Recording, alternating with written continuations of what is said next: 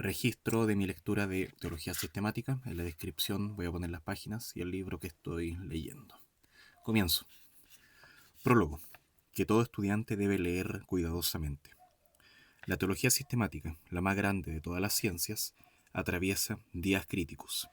Entre el rechazo y la ridiculización de esta por aquellos que se autodenominan progresistas y la negligencia y la condensación de esta por los ortodoxos, la teología sistemática, como influencia potente, se está acercando al punto de extinción.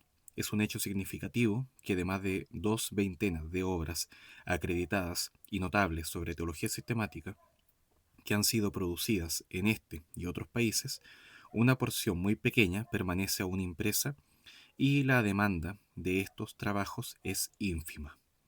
El énfasis invariable de las escrituras desde la doctrina, asunto a que el Nuevo Testamento se refiere más de 400 veces y al cual el cristiano debe de prestar atención, 1 Timoteo 1:3, 4:6, 2 Timoteo 3:10, 16, 2 Timoteo 4:2-3, permanece como una censura en silencio, ya sea oída o no, contra todas las porciones modernas que restan importancia a la teología dogmática, y también se presenta como un correctivo a aquellos que muestran abandono hacia alguna porción de esta.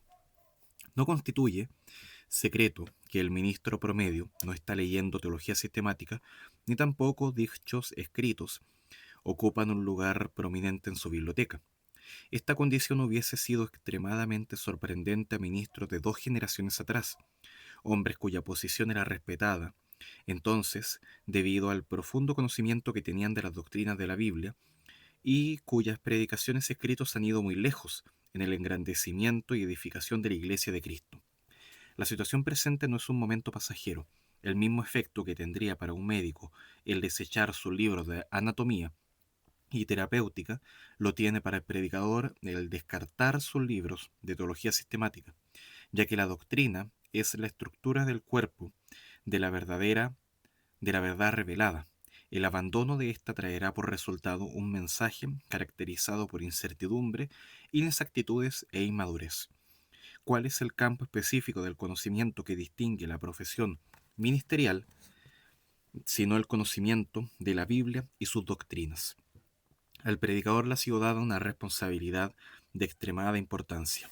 Hombres de otras profesiones son incansables en sus esfuerzos por descubrir las verdades y perfeccionarse a sí mismos en el uso de las fuerzas correspondientes a sus vocaciones. Aunque esto sea en el limitado campo de las cosas materiales, el predicador ha sido llamado a trabajar con las cosas de Dios, lo sobrenatural y lo eterno. Su servicio es diferente a todos los otros, diferente en cuanto a metas, diferente en cuanto a fuerzas disponibles y, por necesidad, diferente en cuanto a la preparación adecuada. La biblioteca de muchos ministros a veces no incluye ni siquiera un solo trabajo de teología, pero un médico seguramente poseerá un digno trabajo sobre anatomía. Una manera moderna de pensar es la tendencia a tratar irrespetuosamente todo asunto doctrinal. Nunca podrá encontrarse un sustituto para el conocimiento de la palabra de Dios. Solamente esa palabra trata sobre asuntos eternos e infinitos, y solamente ella tiene poder para convertir el alma y producir una vida espiritual que honra a Dios.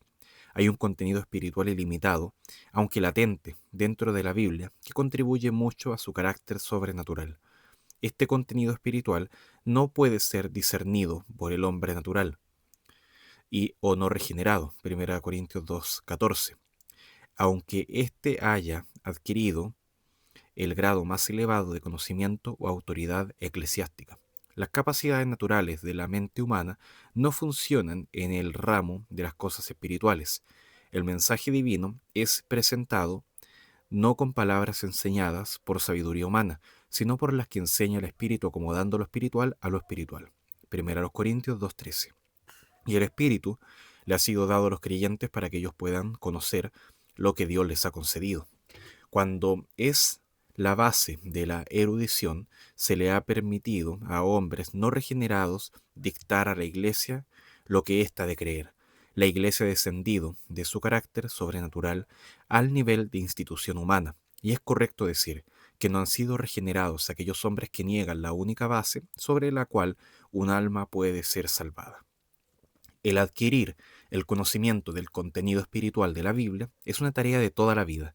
Los grandes predicadores que han conmovido los corazones de los hombres con poder divino han estado saturados de las verdades bíblicas obtenidas por medio del estudio directo y diario de las Escrituras.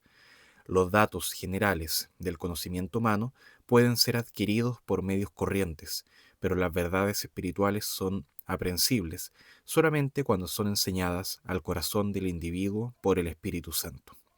Ningún estudiante de las Escrituras debe de estar satisfecho solamente con el resultado de los estudios realizados por otros hombres. El campo es ilimitado y sus tesoros siempre nuevos.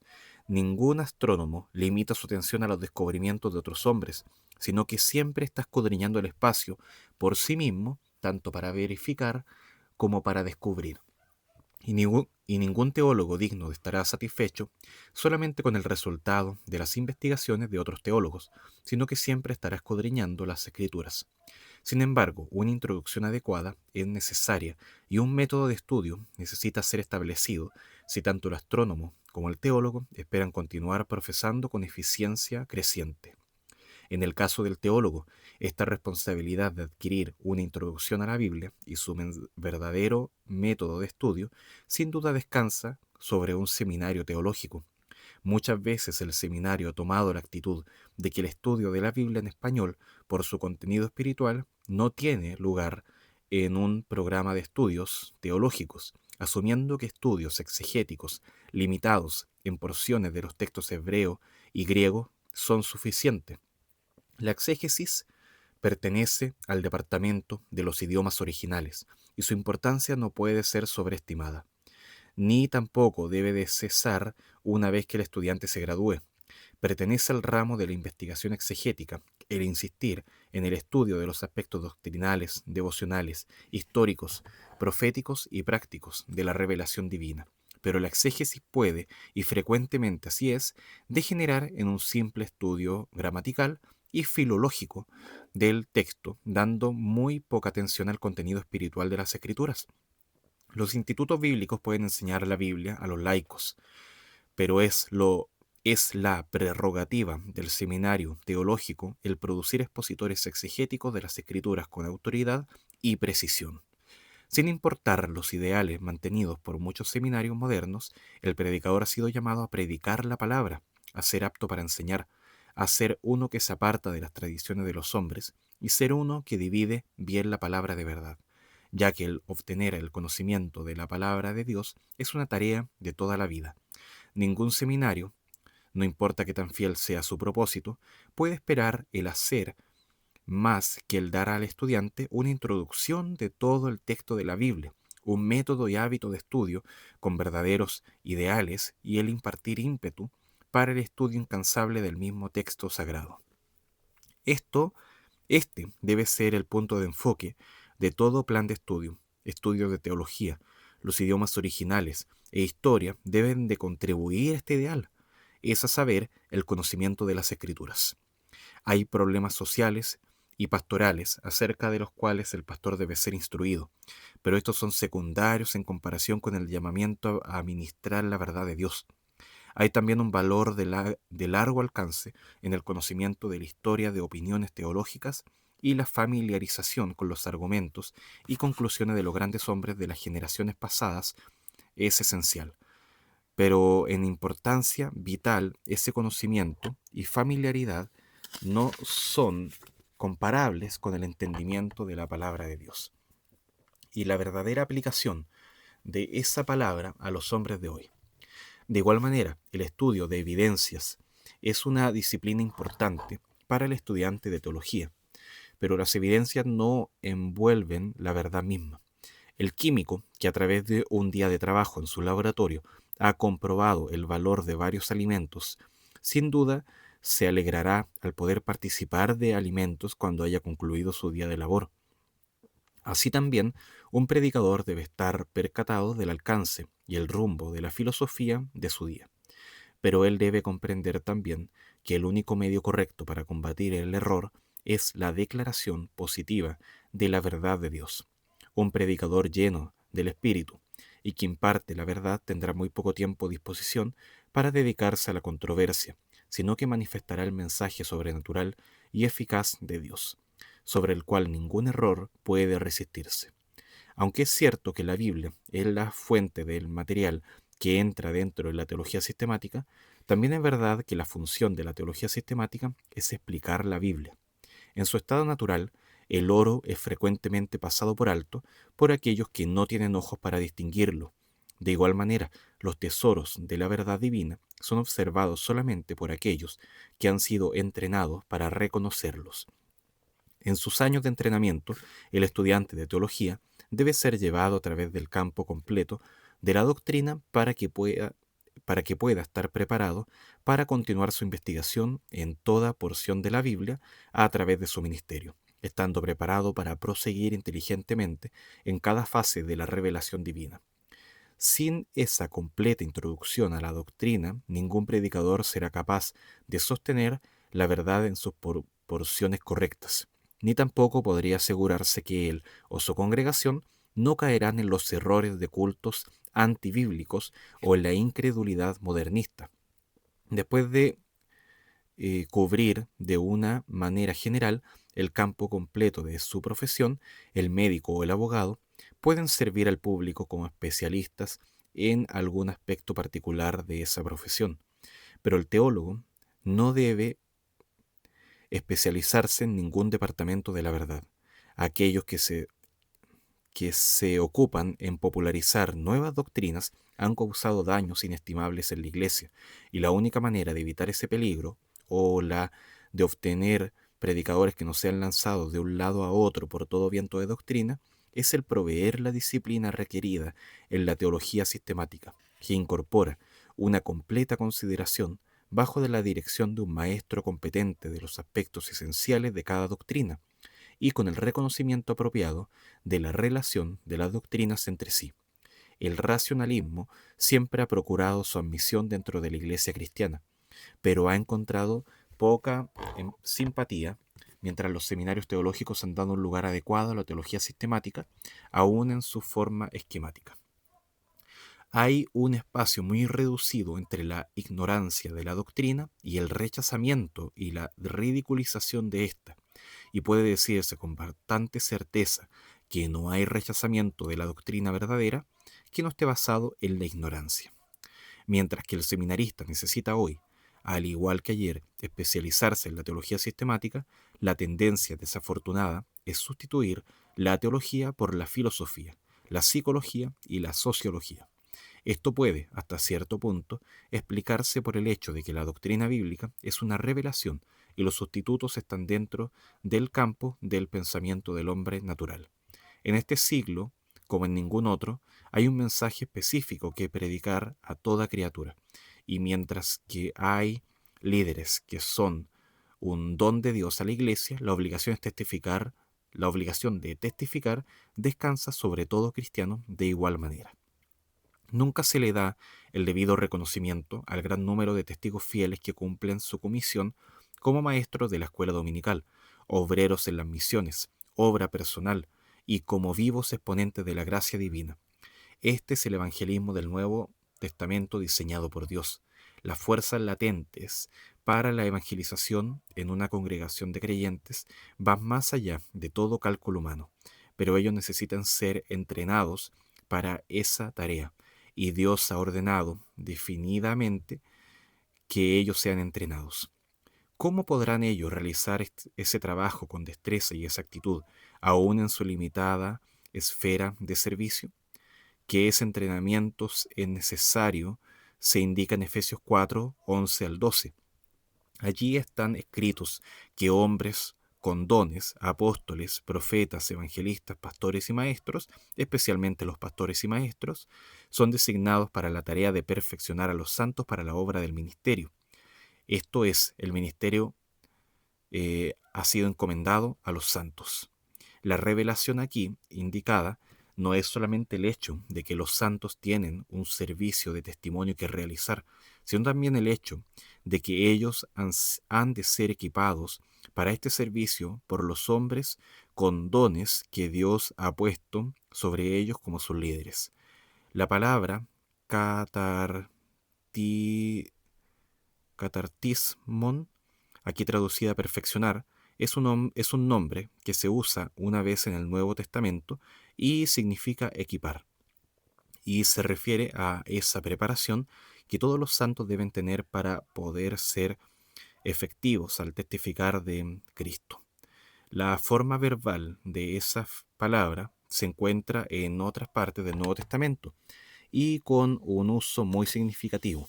De acuerdo con este pasaje, Efesios 4, 11 al 12, el pastor y maestro es responsable de equipar a aquellos que han sido puestos bajo su cuidado. Aunque esa preparación envuelve métodos de trabajo, incluye aún mucho más, es decir, un correcto conocimiento de la verdad. Pero el pastor y maestro necesita ser entrenado para esa tarea. En las presentes condiciones, esa preparación es puesta en las manos de los profesores en un seminario teológico. La responsabilidad de ellos es aún mayor que la de otros hombres, ya que las cosas celestiales trascienden a las cosas de la tierra. Observe este manantial fluyendo desde su fuente. Toda la verdad e ideales que el profesor imparte a sus estudiantes al prepararlos. Ellos a su vez impartirán más tarde a grupos numerosos sobre los cuales ejercerán cuidado espiritual. Si una congregación no está activamente ocupada en ganar almas y hacer trabajos misioneros, usualmente se debe al hecho de que sus miembros han sido privados de los líderes que Dios puso para ese fin. Si el pastor no tiene pasión para ganar almas ni tiene visión misionera, estará limitado en su habilidad y será inexacto en la exposición de la palabra de Dios. Su falta en estos aspectos de su ministerio pueden trazarse generalmente al hecho de que ha sido desposeído del entrenamiento espiritual y vital dispuesto por Dios. Por lo tanto, puede decirse nuevamente que la responsabilidad del profesor del seminario no es nada menos que sobrehumana. Si esto es verdad, ningún hombre está capacitado para servir en la facultad de un seminario, si no está totalmente consciente de su responsabilidad y además de ese entrenamiento avanzado y destreza en la verdad que su posición demanda. Es en sí mismo un ejemplo digno del celo misionero, pasión evangelística y un incansable ganador de almas. Qué grandes fuegos de avivamiento comenzarían a arder y qué fuerzas espirituales se descargarían si la Iglesia demandase la purificación y la perfección de la fuente de la enseñanza doctrinal, al igual que la digna ilustración de la vitalidad espiritual y la pasión de ganar almas en la vida y ministerio de aquellos que moldean el carácter de los líderes escogidos por Dios. Este no es un esfuerzo para rebajar la dignidad escolástica. La noción prevalente de que la excelencia académica y la pasión espiritual no pueden coexistir en una misma persona fue contestada de una vez y por todos al principio de la era cristiana en el caso del apóstol Pablo, sin contar los miles de predicadores del pasado que han obtenido una envidiable erudición sin restringir sus vidas espirituales o disminuir la pasión por las almas.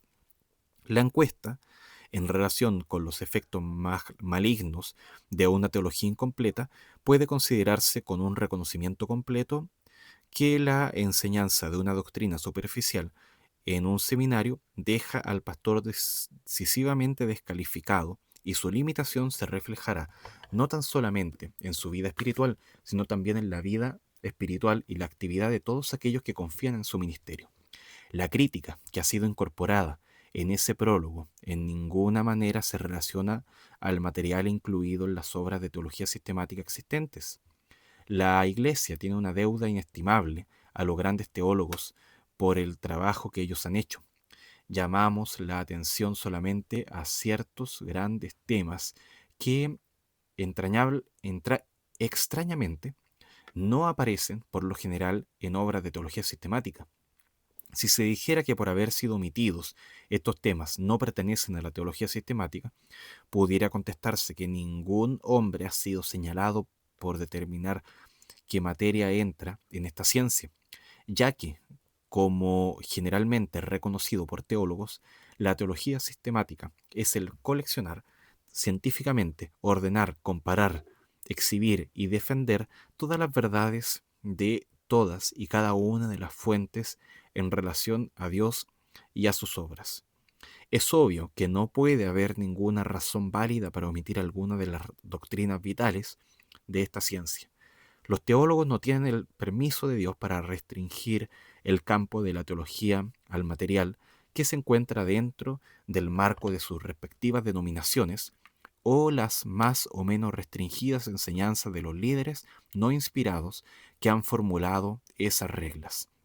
La revelación divina, en su totalidad, y no solamente porciones de ésta, que armonizan con los dictados aceptados, reta al estudiante de la doctrina. Aunque el interés en la teología sistemática ha declinado en años anteriores, ha habido un interés creciente en la necesidad de una extensa obra teológica premilenial y dispensacional. Tal obra ha sido una necesidad por mucho tiempo. Este trabajo tiene el propósito de iniciar un paso en dirección a llenar tal necesidad. ¿Por qué la necesidad de una obra extensa? Simplemente porque una parte de cualquier cosa nunca equivale a la totalidad de la cosa misma. Una investigación de muchos años en obras de teología sistemática ha resultado en el descubrimiento de que en el campo de la doctrina hay por lo menos 7 grandes temas importantes olvidados. Pocos lectores en verdad están en posición de percatarse lo que queda fuera de una obra de teología. Estas omisiones son: número 1, el programa divino de las edades; 2, la Iglesia, el cuerpo de Cristo; 3, la conducta humana y la vida espiritual; 4, angelología; 5, tipología; 6, profecía; y 7, el ministerio presente de Cristo en el cielo. Se puede señalar la pérdida de todo lo que abarca la omisión de estas doctrinas, por lo cual es necesario indicar algunos de los aspectos importantes de cada una de esas doctrinas. Número 1. El programa divino de las edades. Aunque algunas fases del programa divino para las edades pertenecen propiamente a la escatología, y esta será tratada más tarde bajo ese tópico, ese asunto excede los límites de la escatología, y siendo como es tan vasto, debe ser reconocido como fundamental para el correcto entendimiento de las obras de Dios en relación a este mundo. El estudio dispensacional de la Biblia consiste en la identificación de ciertos bien definidos periodos de tiempo, que son debidamente indicados. Conjuntamente con el propósito revelado por Dios en relación con cada uno de ellos, un reconocimiento de las distinciones divinamente indicadas en cuanto a periodos de tiempo y los mensajes pertenecientes a cada uno, es el verdadero fundamento de una ciencia tal como la teología sistemática, la que se propone descubrir y exhibir la verdad en relación a las obras de Dios.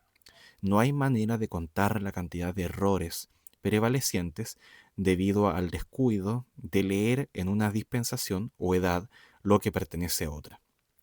Que Dios tiene un programa para las edades se presenta en muchos pasajes: Deuteronomio 31 al 10, Daniel 2, 31 al 45, Daniel 7, 1 al 28, Daniel 9, 24 al 27, Oseas 3, 4 al 5, Mateo 23, 37 al 25, 46, es decir, Mateo 23 del 37 al capítulo 25, 46, Hechos 15, 13 al 18, Romanos 11, 13 al 29, Segunda a los Tesalonicenses 2, del 1 al 12, Apocalipsis 2, 1 al 22, 21, es decir, del capítulo 2 al capítulo 22. Igualmente, hay bien definidos periodos de tiempo en relación al propósito divino. El apóstol Pablo escribe acerca del periodo entre Adán y Moisés, Romanos 5:14. Juan habla de la ley que fue dada por Moisés, pero la gracia y la verdad vinieron por Jesucristo, Juan 1:17. Cristo también habla de los tiempos de los gentiles, Lucas 21:24, los que evidentemente deben de distinguirse de la expresión judaica, los tiempos y las sazones, Hechos 1:7, primera a los Tesalonicenses 5:1. De igual manera, él habló de un periodo hasta entonces no anunciado entre sus dos advenimientos e indicó sus características distintivas. Mateo 13, 1 al 51. y predicó un tiempo a un futuro de gran tribulación, y definió su carácter. Mateo 24, 9 al 31. Hay los últimos días para Israel, Isaías 2, del 1 al 5, como también los últimos días para la iglesia, 2 Timoteo 3, 1 al 5. El apóstol Juan anticipa un periodo de 1000 años y lo relaciona al reinado de Cristo, tiempo en que la iglesia, la esposa, reinará con él. Apocalipsis 20, 1 al 6. Cristo se sentará sobre el trono de David y reinará sobre la casa de Jacob por siempre, fue declarado por el ángel Gabriel. Lucas 1, 31 al 33. Y que habrá un nuevo cielo y una nueva tierra es claramente revelado. Isaías 65, 17, 66, 22, 2 de Pedro 3, 13, Apocalipsis 21, 1.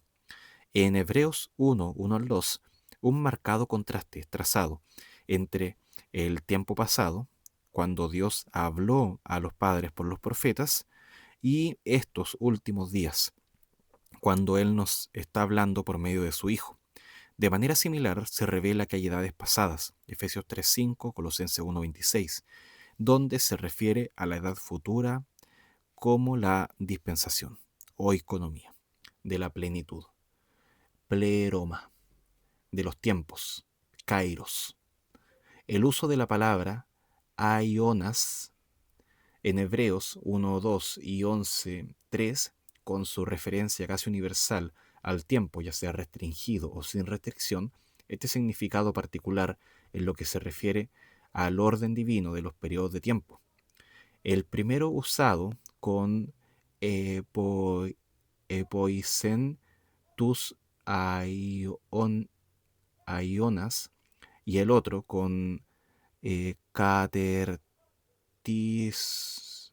catertistai tus aionas han sido ampliamente discutidos. El teólogo Dean Alford dice: hay dos clases principales de intérpretes: los que ven en la palabra su significado ordinario de una época de tiempo; dos, aquellos que no reconocen ese significado, pero suponen que ésta se ha unido al significado de la palabra, el mundo o los mundos.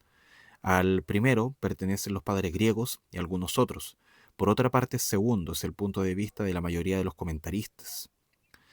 En muchos pasajes, incluyendo los dos en cuestión, Vincent declara que Aionas se refiere al universo y el conjunto de edades o periodos y sus contenidos, los cuales están incluidos en la duración del mundo.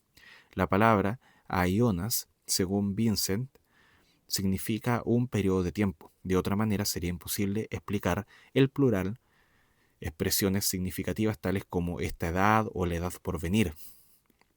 Considerando el significado aceptado por ionas, la interpretación natural del pasaje en cuestión es que Dios, por medio de Cristo, en verdad ordenó los periodos sucesivos, más allá de kairos, dentro de cronos, extendiéndose en verdad a las cosas eternas o de la eternidad. Esta interpretación sostenida, según Alford, por los padres griegos, aunque no libre de dificultades, tiene más que una importancia pasajera para aquellos que disciernen la verdad, la fuerza y la fructificación de los periodos de tiempo.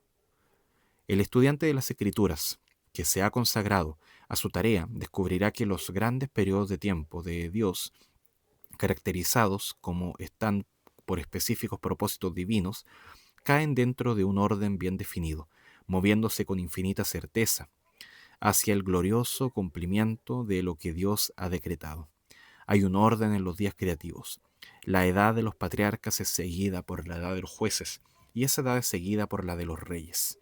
Los tiempos de los gentiles, que termina la edad de los reyes, continúa hasta el día de Jehová, cuyo extenso periodo es seguido por el día de Dios, caracterizado por el nuevo cielo y la nueva tierra, los que no solamente serán santos en grado infinito, sino que permanecerán para siempre. El programa de Dios es tan importante para el teólogo como la cianotipia lo es al ingeniero o la carta náutica al marinero. Sin su conocimiento, el predicador ha de divagar sin rumbo en la doctrina y y fracasará en alto grado en su propósito de armonizar y utilizar las escrituras. Sin duda, una persona con mente espiritual que no conoce el programa divino puede discernir verdades espirituales aisladas, así como uno pudiera gozarse en una porción de color raro en una pintura sin observar la obra misma o la contribución específica que ese color hace al total de la obra. A pesar de su importancia, como uno de los aspectos sobresalientes de la doctrina, la teología sistemática, como es presentada generalmente en libros de texto, adolece del reconocimiento del programa divino para las edades. Número 2. La Iglesia, el cuerpo de Cristo. La eclesiología, o la doctrina de la Iglesia, comprende tres divisiones principales. La verdadera Iglesia, el cuerpo de Cristo, eso es la letra A. B, la Iglesia visible u organizada. Y C, el comportamiento y el servicio de los que han sido salvos en esta dispensación. Aunque de tremenda importancia, la primera y la tercera de estas divisiones prácticamente nunca son tratadas en obras de teología sistemática, mientras que la segunda, si del todo no mencionada, es normalmente restringida a los aspectos peculiares de alguna secta o rama de la iglesia visible con referencia específica a la organización y las ordenanzas. El libro de los Hechos y las epístolas introducen el asunto de una nueva clasificación de la humanidad llamada la Iglesia, grupo que es también propiamente designado como una parte de la nueva creación, ya que toda persona dentro de ese grupo ha experimentado el poder regenerador del Espíritu Santo, según Corintios 5:17, Gálatas 6:15. Las obras de teología sistemática generalmente han reconocido a los redimidos de esta edad, pero solamente como una supuesta secuencia o continuación en el progreso del propósito divino en Israel.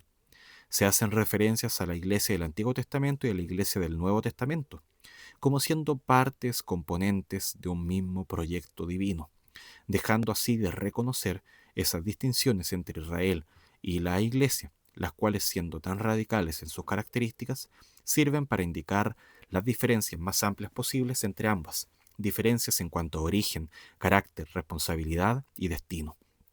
Hay por lo menos 24 marcadas diferencias, aún por ser observadas entre Israel y la Iglesia, mientras que hay cerca de 12 aspectos prominentes comunes entre ambos. Pero las similitudes obvias no echan a un lado las diferencias. El hecho de que la revelación concerniente tanto a Israel como a la Iglesia incluyen la verdad acerca de Dios, la santidad, el pecado y la redención por la sangre.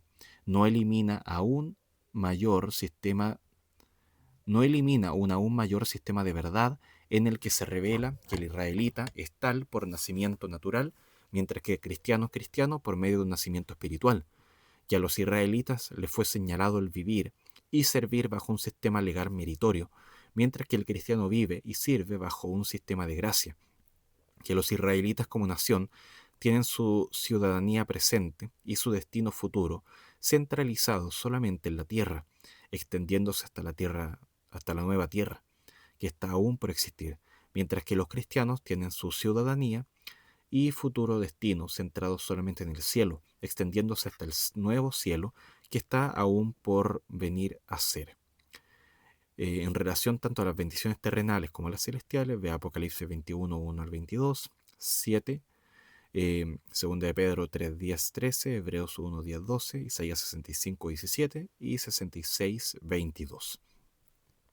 Respecto a la humanidad, el tiempo transcurrido desde Adán hasta el presente es por lo general reconocido por quienes aceptan el testimonio de las Escrituras, ser aproximadamente de cerca de 6 milenios, siendo estos divididos en tres periodos de cerca de 2 milenios cada uno.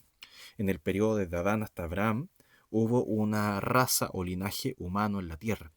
El gentil, en el periodo de Abraham a Cristo, hubo dos, judío y gentil, y en el periodo del Pentecostés hasta la hora presente ha habido y hay tres, el judío, el gentil y la iglesia. En el milenio final y venidero habrán, de acuerdo con muchas profecías, dos razas o linajes en la tierra, el judío y el gentil. Y como se ha visto, estos, habiendo sido maravillosamente transformados, continuarán como habitantes de la nueva tierra, en donde mora la justicia. Como puede verse, la dispensación presente solamente se caracteriza por la presencia en la tierra de una tercera agrupación humana, la Iglesia. No tan solamente Cristo anticipó este grupo de personas, Mateo 16-18, sino que estos aparecen al lado de Israel, número 1, como copartícipes en el propósito de su encarnación; 2, como recipiente de su ministerio; 3, como el objeto de su muerte y su resurrección; 4, como los beneficiarios de su segunda venida; y 5, como relacionados con él en su reinado. De estos aspectos de la verdad puede observarse lo siguiente. 1. Hubo dos propósitos dependientes y ampliamente diferentes en la encarnación. A. Del lado mesiánico y en relación con su oficio como rey de Israel. Cristo nació de una virgen y vino dentro de esta relación humana con derechos reales, indiscutibles, para que pudiese cumplir el pacto de David. 1 Samuel 7, 8 al 18, Salmos 89, 20 al 37, Isaías 33, 21, 22, 25, 26. El ángel dijo a la Virgen María: y he aquí que concebirás en tu vientre, y darás a luz un hijo, y llamarás su nombre Jesús. Él será grande y será llamado Hijo del Altísimo. Y el Señor Jesús le dará el trono de su padre David, y reinará sobre la casa de Jacob por siempre. Y de su reino no habrá fin. Lucas 1, 31 al 33. Y como el heredero legal a través del linaje, él será el ocupante sempiterno del trono terrenal de David, y reinará sobre la casa de Jacob por siempre. Isaías 9, 6 al 7, Lucas 1, 33. B. Del lado mediatorio y redentivo para cumplir el pacto abrámico. Es de igual manera verdad que por medio de la encarnación, el mediador entre Dios y el hombre es provisto con todas las bendiciones inagotables que el mediador teantrópico puede asegurar, y a través del nacimiento virginal. El pariente redentor se realiza, quien, tipificado por vos, está capacitado para redimir el estado perdido y reclamar a su novia celestial, la Iglesia. Mientras que estos dos diferentes objetivos son parte de la encarnación, los aspectos generales en relación a la encarnación son comunes a ambos cuando se contemplan tanto el propósito celestial en la Iglesia como el propósito terrenal en Israel. Debe de observarse que A. no fue sino la segunda persona de la deidad quien vino a esta relación humana. B. Para hacer esto, él se anonadó a sí mismo, haciéndose obediente a la voluntad del Padre. C. Tomó el cuerpo humano, alma y espíritu. Y D. La unión así formada entre la naturaleza divina y la naturaleza y la humana resultó en la incomparable persona teantrópica. Cristo reveló dos líneas distintas de la verdad. En la primera se presentó a sí mismo como el Mesías de Israel y llamó a esa nación al arrepentimiento nacional, que por muchos años había sido profetizado, declarando también el carácter de su reino terrenal y así mismo como el cumplidor de los grandes propósitos mesiánicos en aquel tiempo, sus propósitos mesiánicos. En aquel tiempo dijo de sí mismo: no he sido enviado sino a las ovejas perdidas de la casa de Israel. Mateo 15, 24. Al enviar a sus discípulos, él les ordenó diciendo: en ciudades samaritanos no entréis, sino id antes a las ovejas perdidas de la casa de Israel. Mateo 10, 5 al 6. En segundo lugar, cuando era claro que Israel le había rechazado, comenzó a hablar de su partida y su segunda venida, y de una era hasta entonces no anunciada que debía intervenir, y en la cual el Evangelio sería predicado a todo el mundo, tanto a los judíos como a los gentiles, y sus discípulos, cuyos mensajes anteriormente habían estado limitados solamente a Israel, fueron entonces comisionados a declarar las buenas nuevas a toda criatura. Una breve comparación de su mensaje de despedida a Israel, odiados por todas las naciones. Mateo 23, 3, 25 al 46. Con su palabra de despedida a aquellos que habían creído en él para la salvación de sus almas, Juan 13, 1, 17 al 26 mostrará las diferencias más evidentes entre Israel y la Iglesia. Tales contrastes pueden extraerse de los evangelios casi indefinidamente, y sin estas diferencias a la vista solamente la perplejidad puede caracterizar a aquel que lee los evangelios con atención. Número 3. En su muerte y resurrección se disciernen los dos mismos diferentes objetivos. Para Israel, su muerte era una piedra de tropiezo. 1 Corintios 1:23. Tampoco su muerte tenía parte alguna en su oficio como rey sobre Israel. Por siempre viva el rey. Aún así, en su muerte, Israel tuvo su participación hasta el punto en que finalmente él resolvió la cuestión de los pecados cometidos en épocas pasadas, los cuales solamente habían sido cubiertos de acuerdo con las provisiones de los sacrificios del Antiguo Testamento. Romanos 3:25. Por medio de su muerte, el camino fue preparado para que cualquier judío pudiese ser salvo a través de la fe en él. Y a través de su muerte fue asegurada una base firme sobre la cual Dios aún quitará los pecados de esa nación, en el tiempo en que todo Israel será salvo. Romanos 11:27. Sin embargo, la nación de Israel no mantiene ninguna otra relación a la resurrección de Cristo que la prevista por David, es decir, que si el Cristo muriese, necesitaba ser levantado otra vez de entre los muertos para que pudiese sentarse en el trono de David. Salmo 16:10, Hechos 2:25 al 31. En contraste con esto, se revela que Dios amó a la iglesia y se dio a sí mismo por ella, Efesios 5:25 al 27, y que su resurrección es el comienzo de la nueva creación de Dios, lo cual incluye los muchos hijos que Él está trayendo a la gloria, Hebreos 2:10. En esa relación de la nueva creación, el creyente está en el Cristo resucitado y el Cristo resucitado está en el creyente. Esta doble unidad establece una entidad de relación la cual sobrepasa todo entendimiento humano. Cristo mismo comparó esta unidad a la que existe entre las personas de la deidad. Juan 17:21 al 23. Por el bautismo del Espíritu Santo efectuado al momento de creer, 1 Corintios 12:13, la persona salvada es unida al Señor, 1 Corintios 6:17, Gálatas 3:27. Y por medio de esa unión con el Cristo resucitado, es hecho participante de la vida de Cristo. Colosenses 1:27. Es trasplantado del poder de las tinieblas al reino del Hijo amado. Colosenses 1:13. Es crucificado, muerto y sepultado con Cristo, y es resucitado para andar en novedad de vida. Romanos 6:24, Romanos 6:2 al 4, Colosenses 3:1. Está ahora sentado con Cristo en los lugares celestiales. Efesios 2:6. Es un ciudadano del cielo. Filipenses 3:20. Es perdonado de todos sus pecados. Colosenses 2:13. Es justificado. Romanos 5:1. Y es bendecido con toda bendición espiritual. Efesios 1:3. Este gran agregado de verdades, que es brevemente reseñado aquí, no se encuentra en el Antiguo Testamento, ni nunca se dice que los santos del Antiguo Testamento están de esa manera relacionados con el Cristo resucitado. Es imposible hacer que estas grandes revelaciones se encajen con un sistema teológico que no haga distinción entre el carácter celestial de la Iglesia en contraste con el carácter terrenal de se me quedaron pegados los ojos. De Israel.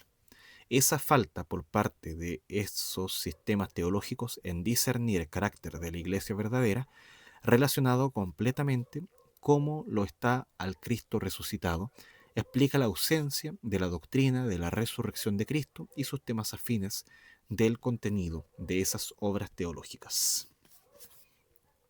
Lo vamos a dejar hasta acá y mañana continuamos.